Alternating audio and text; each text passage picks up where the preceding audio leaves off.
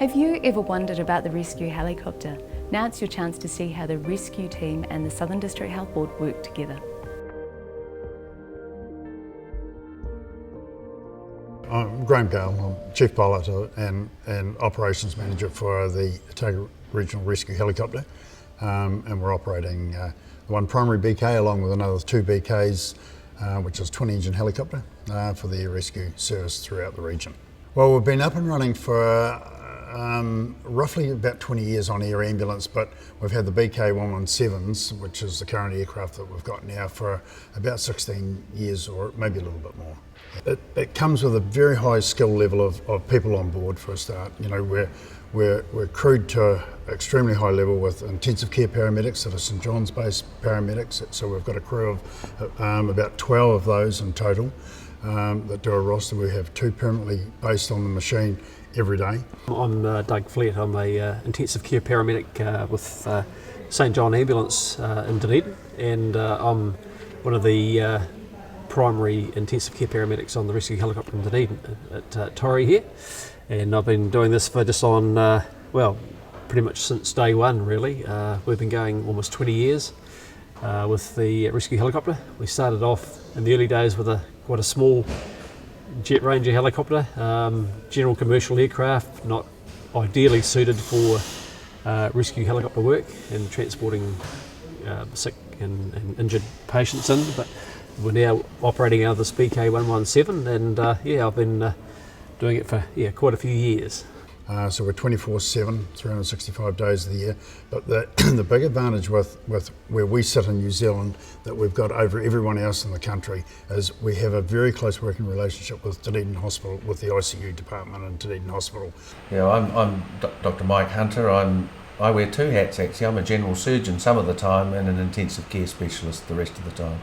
I'm the clinical leader here in the ICU, and I'm the medical director of the Otago Rescue Helicopter Trust. So I'm responsible for providing the medical and nursing services that complement the paramedics and pilots and other staff on the rescue helicopter.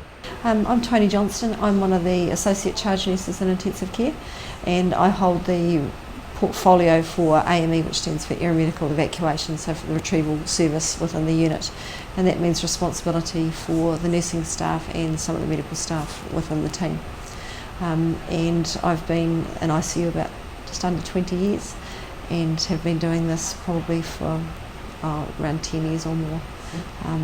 My interest stems effectively from I've been a volunteer for St John for the last 28 years, so I'm a wee bit used to the out of hospital environment and bring a few of those skills into the service as well. So if there's something that comes in that's got a bit of a curl to it or it needs that extra advanced life support or life care, it's a phone call and we have them at the drop of a hat. So, you know, straight onto the roof of the hospital, we've got a fantastic helipad on the top of there, and we land there and they hop on the helicopter and we're off to the scene. So fantastic setup. When a call comes in, the ICU consultant on duty will decide what level of response is required. If it's from a hospital, a rural hospital or Southern hospital, then the team is an ICU doctor and an ICU nurse.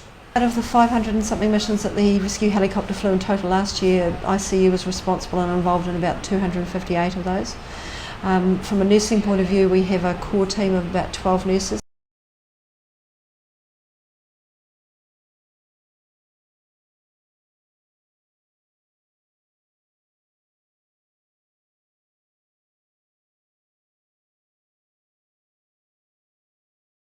All of the intensive care staff have to do an aeromedical course when they commence here, with refresher activity from time to time. Safety training has to be repeated, and crew management training, and we also, all the staff who are long-term rostered to helicopter duty, and it's not every member of the unit staff, have to do helicopter underwater escape training every 2 years, which pushes some of them, but all necessary because we do on occasions fly over water. We're really lucky we have quite a different collegial relationship down here than anywhere else in the country, because ICU has always been part of that on the ground floor, part of the setup of the system, that it's always complementary, whereas in other parts of the country a lot of the ED staff are involved rather than ICU staff, and it's a different skill set. But also it's seen a wee bit, not so much competition, there's just not that same involvement with the DHB and with the hospital staff. It's seen as pretty much an ambulance with, you know, rotary wings, and they then will involve staff as needed, but they don't have that same relationship that we do. We've got a fantastic working relationship with St John and the intensive care department at Dunedin Hospital, and also other specialty units as well, like the paediatric team.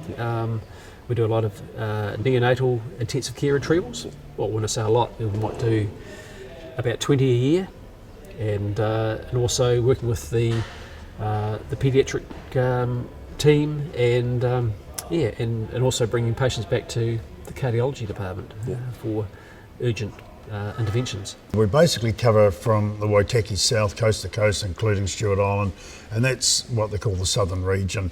But in saying that, you know, we'll do it. You know, if we go out the back here somewhere and we pick up a patient, that patient needs to go to Christchurch, we'll go direct to Christchurch. It's where the best care for that patient's going to be. It's where we'll go. So I think the highlights are being able to provide the very best, the highest level of service, and getting the right care to the patient, and having a great recovery.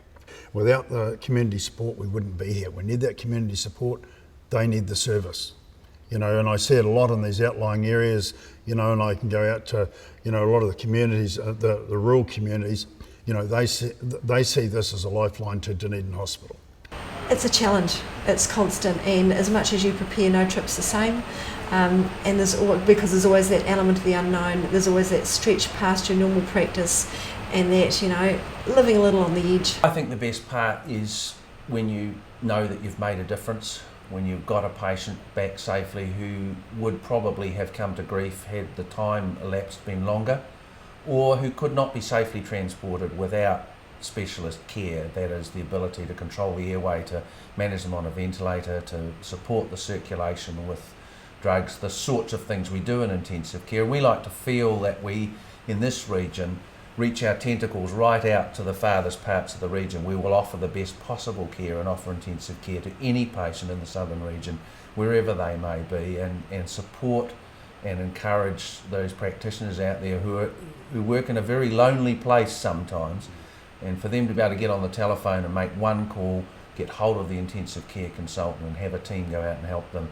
You know, it's an immensely satisfying thing, and it doesn't exist in every region in the country.